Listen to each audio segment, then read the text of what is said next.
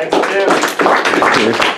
All right, this is part 7 of my 19-part evaluation, so I'm just going to jump into the middle. All right, thank you for that speech, Jeff. It was really insightful to see kind of how you deliver your speeches professionally.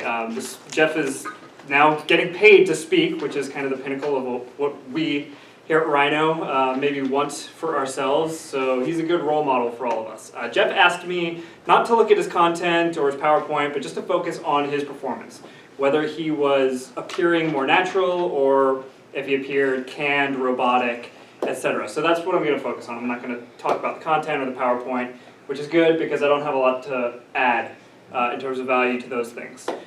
Jeff, your presentation I thought was really, really solid. I think Jeff's a really advanced speaker. We can all learn a lot from him in terms of first, his body language. The way that Jeff moves is very intentional. Stand in a spot, deliver a point, move, stand in another spot, deliver another point. Another thing, like beginner speakers tend to do this thing where they roll their hands or they'll keep their elbows in when they do gestures, which are kind of like T-Rex arms. You notice when you watch Jeff, his gestures are always very intentional, specific. They're big, they like come out of his body, and so you notice them, especially if he's a giant dude. But it would be really awkward if there was a giant dude, like hunched over with small gestures. And Jeff projects a lot of confidence by using those large gestures. The other thing that you do really well is your speaking pace. You're really effective at utilizing pauses. Dramatic pauses in your story. At one point he's talking about Ying. He says, she went to the 2016 Olympics and what happened? She couldn't compete. That pause was very effective, and your use of pauses throughout was very effective. But it never, you speak slowly, but it's never so slow that it's monotone. There's always kind of a naturalistic rhythm. So I think your speaking pace, your body language, that stuff's all good.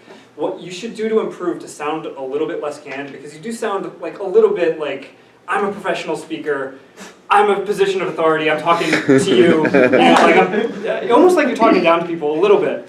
And it doesn't help that you're giant. I think more vulnerability in your speech, and that's something it kind of comes from the content. You had this point where your company went underwater. I think if you expanded that a little bit, that would help you have more opportunities to show vulnerability. The other thing is your speaking voice. When you're trying to show vulnerability, what you want to do, and what I notice when I talk to you outside of your speeches, is your voice is higher pitched a little bit, and you speak a little bit faster. And you don't do that up on stage.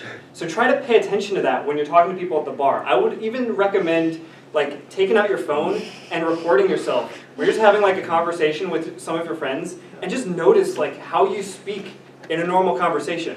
Because it's different than how you're going to speak on stage. And if you can tap into that on stage, that will allow you to project that vulnerability and really connect with your audience in a new way. And I think if you do that, your speaking career could really take off. Anyway, thank you.